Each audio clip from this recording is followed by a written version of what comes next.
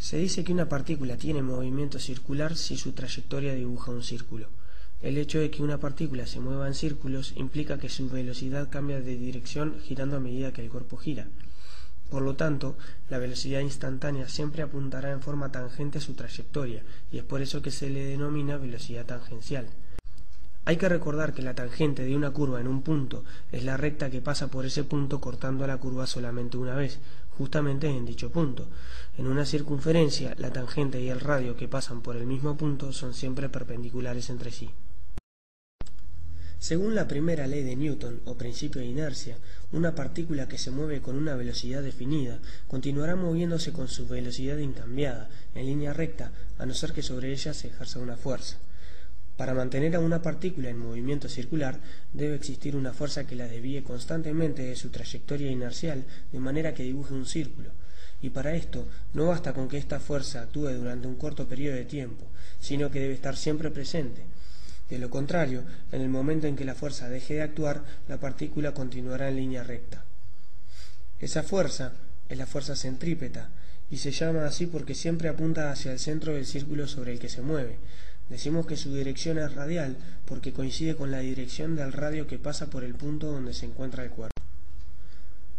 Recordando la segunda ley de Newton, toda fuerza genera una aceleración en la misma dirección y sentido en que actúa. De hecho, de la fuerza centrípeta nace la aceleración centrípeta. Por ser radiales, la fuerza y la aceleración centrípeta son perpendiculares a la velocidad tangencial en todo momento. Caracterizar un movimiento es conocer todas sus propiedades en todo momento. Las primeras propiedades del movimiento circular que vamos a definir son el periodo y la frecuencia. El periodo es el tiempo en que demora el cuerpo en dar una vuelta completa y se mide en cualquier unidad de tiempo, comúnmente en segundos, minutos u horas. Por otro lado, la frecuencia se define como la cantidad de vueltas que el cuerpo da en una unidad de tiempo, es decir, en un segundo, en un minuto, una hora o lo que convenga. Aunque parecen conceptos similares, en realidad el periodo y la frecuencia son magnitudes inversas. Veámoslos con la siguiente regla de 3. Si el cuerpo completa una vuelta en 2 segundos, ¿cuántas vueltas realiza en un segundo? Esta x corresponde a la frecuencia. Como vemos, la frecuencia se calcula como 1 por 1 sobre el periodo, que en este caso vale 2 segundos. Esto significa que la frecuencia se calcula tanto como f es 1 sobre t, o el periodo como t es 1 sobre f, lo que verifica que el periodo y la frecuencia son magnitudes inversas entre sí. Por ser el inverso del periodo, la frecuencia lleva unidades inversas al tiempo, es decir, de segundos a la menos 1, minutos a la menos 1 u horas a la menos 1, etc. La unidad segundos a la menos 1 también es conocida como hertz o revoluciones por segundo, RPS. Los minutos a la menos 1 también suelen mencionarse como revoluciones por minuto, RPM. En este caso, la frecuencia vale 1 sobre 2,0 segundos, es decir, 0,50 Hz. El periodo y la frecuencia son indicadores de la rapidez del movimiento de la partícula, ya que una partícula que gira más rápido tiene un menor periodo y una mayor frecuencia. Estrictamente, la rapidez de un cuerpo se puede definir como cuánta distancia ΔS recorre sobre la trayectoria en una unidad de tiempo. Corresponde justamente a la velocidad tangencial y se calcula como velocidad tangencial es ΔS sobre ΔT. Es necesario diferenciarlo de la velocidad lineal o velocidad media entre dos puntos, Vm, que mide la rapidez del desplazamiento lineal del cuerpo Δx y no del recorrido, y se calcula como Vm es Δx sobre ΔT. Para un cuerpo que se mueve desde el punto A hasta el punto B, los vectores de posición de A y B son aquellos que van desde el centro de la circunferencia hasta cada uno de estos puntos. El vector ΔX o ΔR puede calcularse como la resta vectorial de R de B y R de A, es decir, como la suma de R de B y menos R de A, y coincide con el vector que comienza en el punto A y termina en B.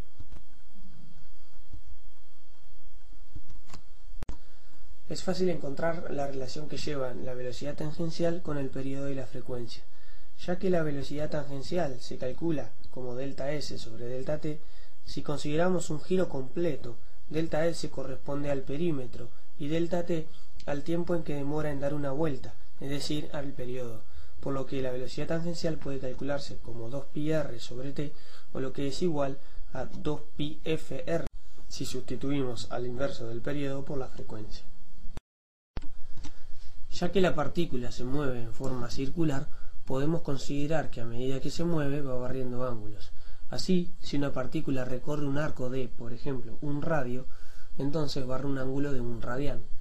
El ángulo que barre en un tiempo dado se denomina desplazamiento angular, delta θ, y la rapidez con que barre dicho ángulo es la velocidad angular, omega. Omega es delta θ sobre delta t. Como veremos, el desplazamiento angular está relacionado con el recorrido, así como la velocidad angular se relaciona con la velocidad tangencial. Una mayor distancia recorrida implica un desplazamiento angular mayor, y cuanto más rápido se mueva la partícula, mayor será su velocidad tangencial y por tanto mayor será su velocidad angular. En forma general, si una partícula recorre un arco de n radios, entonces recorre una distancia de n por r metros y barre un ángulo de n radianes. De esta manera, el recorrido será siempre r veces más que el desplazamiento angular. En otras palabras, el recorrido se calcula como el desplazamiento angular por el radio, o sea, delta S es delta θ por r. Nuevamente, si consideramos el tiempo en que la partícula demora en realizar una rotación completa, un periodo, el delta θ será de 2π radianes, por lo que la velocidad angular puede calcularse como omega es 2π sobre t u omega es 2πf. Podemos ver la similitud que tiene esta ecuación con la de la velocidad tangencial. De hecho, sustituyendo a la ecuación de omega en la de la velocidad tangencial, se obtiene una nueva relación. Vt es omega por r, que nos recuerda a la de delta S, es delta θ por r. Como dijimos antes, el desplazamiento angular está relacionado con el recorrido, así como la velocidad angular se relaciona con la velocidad tangencial, esto es, multiplicando por el radio. Es más, cualquier magnitud tangencial puede obtenerse multiplicando a su equivalente angular por el valor del radio.